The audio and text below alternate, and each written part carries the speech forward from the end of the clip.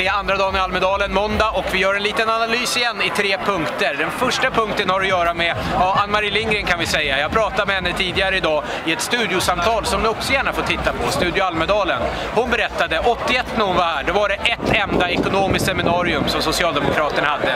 I år är det ungefär 1400 seminarier. Ni ser också att det är en hel del folk runt omkring mig här.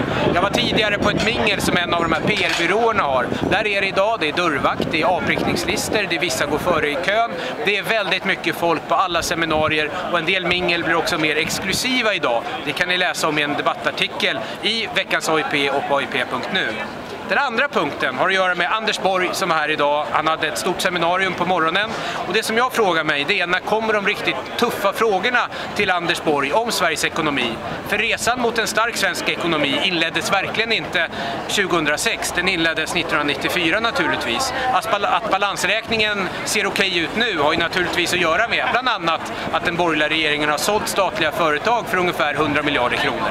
Sådana frågor får Borg väldigt sällan. Samma sak med de 2 vallöftena som Reinfeldt och Borg hade. Minska utanförskapet, minska arbetslösheten. De 2 frågorna utvärderas på de 2 vallöftena ekonomiskt. Hör vi inte så mycket om. I hela Europa så har vi nu någon slags nyliberal kollaps, tycker jag man kan kalla det. Mycket av de ekonomiska ramverken som Anders Borg gillar, med att pressa löner nedåt och inte ha så mycket regleringar. Ja, det är en intressant ekonomisk-politisk diskussion som jag skulle vilja höra mer av.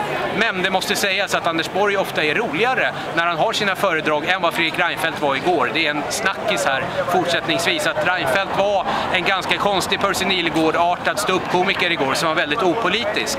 Och det, för det tredje, står i stark kontrast till Lars Ohlys framträdande idag här på scenen. Lars Ohly hade 11 seriösa punkter om välfärdspolitik. Han döpte om sitt parti idag till Välfärdspartiet. Och man kan säga mycket om 11 väldigt sakpolitiska punkter. Det kanske blir lite träigt till slut.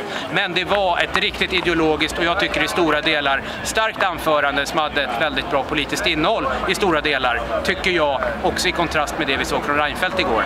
En liten kommentar härifrån måndagskvällen i Visby. Det kommer fler klipp här på AIP.nu. Vi ses och hörs!